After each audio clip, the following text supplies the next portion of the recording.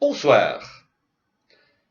Ces deux noms, entrepreneur et social, est-ce qu'ils sont totalement incompatibles ou est-ce qu'il y a une possibilité de les faire converger?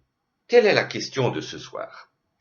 Donc, je vous invite à prendre de la hauteur, à venir avec moi dans notre navette spatiale et nous allons explorer la galaxie entrepreneuriale.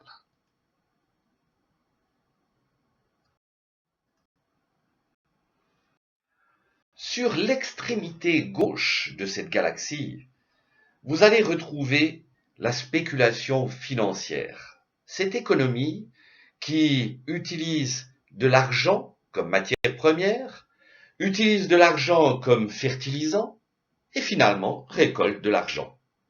Où vous avez des ordinateurs qui sont capables de faire des calculs en quelques millisecondes pour vous dire exactement quelles sont les probabilités de retour sur l'investissement en choisissant tel ou tel fonds.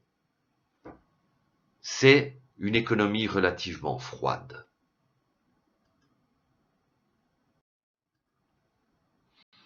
De l'autre côté de la galaxie, sur l'extrémité droite de cette galaxie, nous avons un modèle totalement différent, où l'argent est utilisé exclusivement pour faire le bien. C'est la philanthropie, c'est la charité, c'est là où vous allez retrouver vraiment l'humain dans toute sa valeur, où vous allez retrouver du mécénat, où vous allez retrouver des bénévoles, vous allez retrouver des personnes qui cherchent vraiment à utiliser de l'argent pour le bien et non pas pour faire du profit. Mais revenant assez près de l'extrémité antérieure de la galaxie, nous allons retrouver une quantité relativement étendue d'entreprises, qu'elles soient des grands groupes, des multinationales ou de grandes, très grandes entreprises qui ont des actionnaires et cherchent principalement la maximisation du profit. Mais 95% de notre tissu économique est formé de très petites entreprises, de petites et moyennes entreprises, ou alors d'indépendants qui cherchent simplement à travailler, à éventuellement donner de l'emploi à d'autres personnes et à vivre décemment. Mais alors, si on regarde entre l'économie qui cherche quand même du profit et la charité, il y a un vide.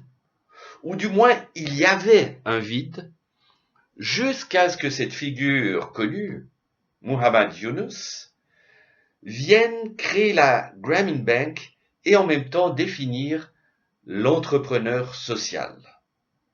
Définir quelqu'un qui va allier des principes de faire le bien avec des modèles économiques. Et simplement, quand du côté de l'économie classique, on lui dit profit and growth, what else?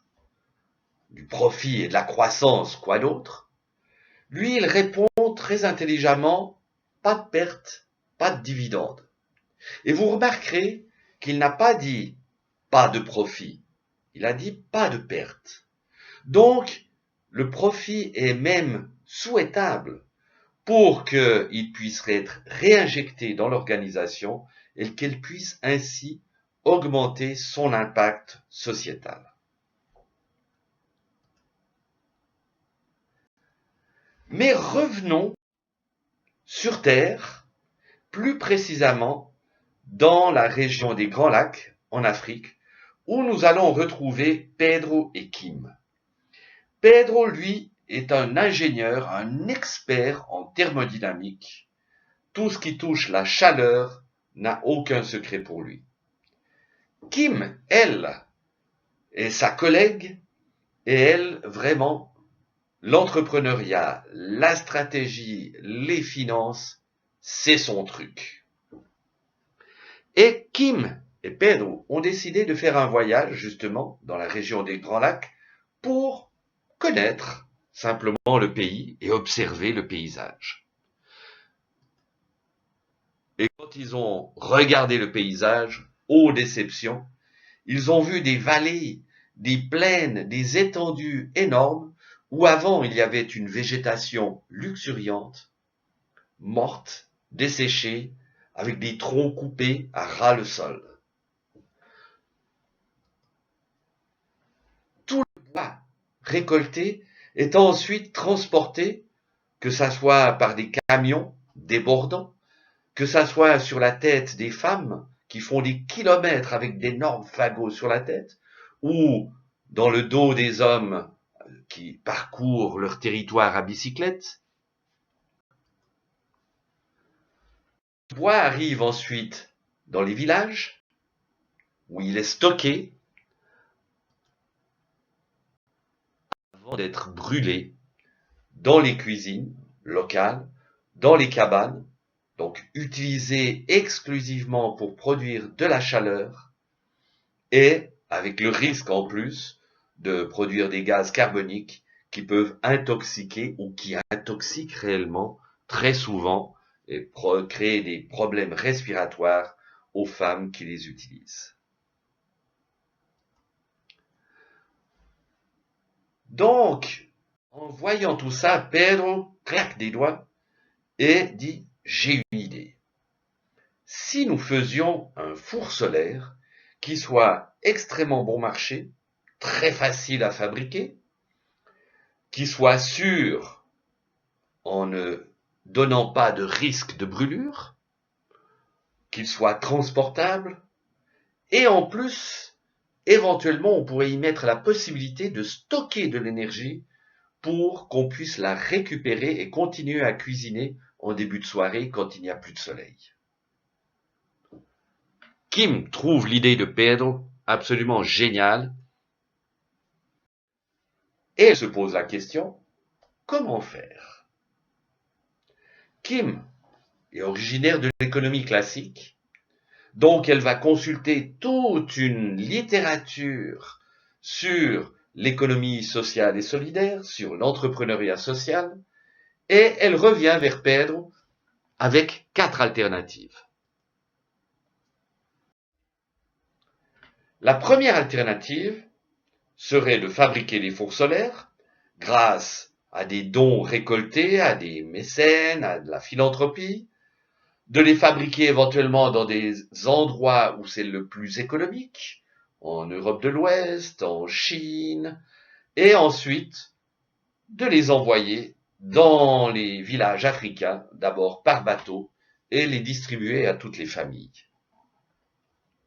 C'est de la charité.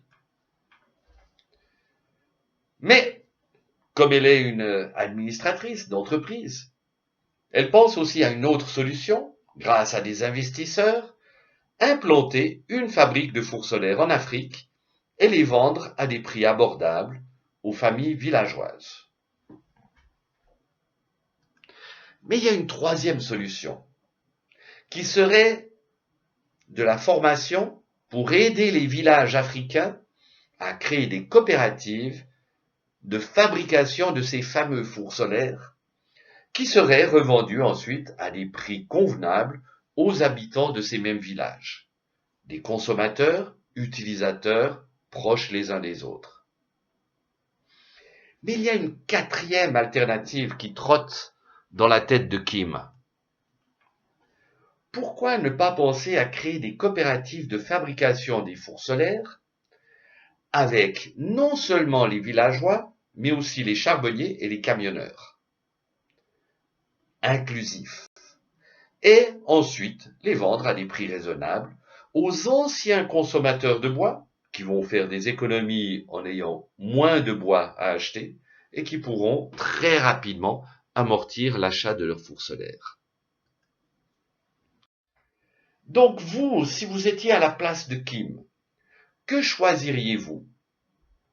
La fabrication grâce aux dons, une PME classique installée en Afrique, une coopérative de consommateurs ou une coopérative élargie? Vous avez fait votre choix? Kim l'a fait. Elle a choisi la coopérative élargie, ce qui m'amène à la conclusion. C'est que l'entrepreneur social doit avoir une vision ample qui ne se limite pas seulement à l'impact qu'il désire apporter à un groupe de bénéficiaires. Il doit aussi regarder tous les effets collatéraux possibles, les inclure dans ses réflexions et voir s'il ne peut pas transformer ces effets collatéraux en quelque chose de positif. Et c'est ça justement en incluant dans son projet les charbonniers et les camionneurs qui, avec les fours solaires, iront perdre une grosse partie de leur marché. Donc, l'analyse du contexte global où s'insère son projet montrera à l'entrepreneur social quelles sont les alliances, quelles sont les parties prenantes qui pourront renforcer son projet.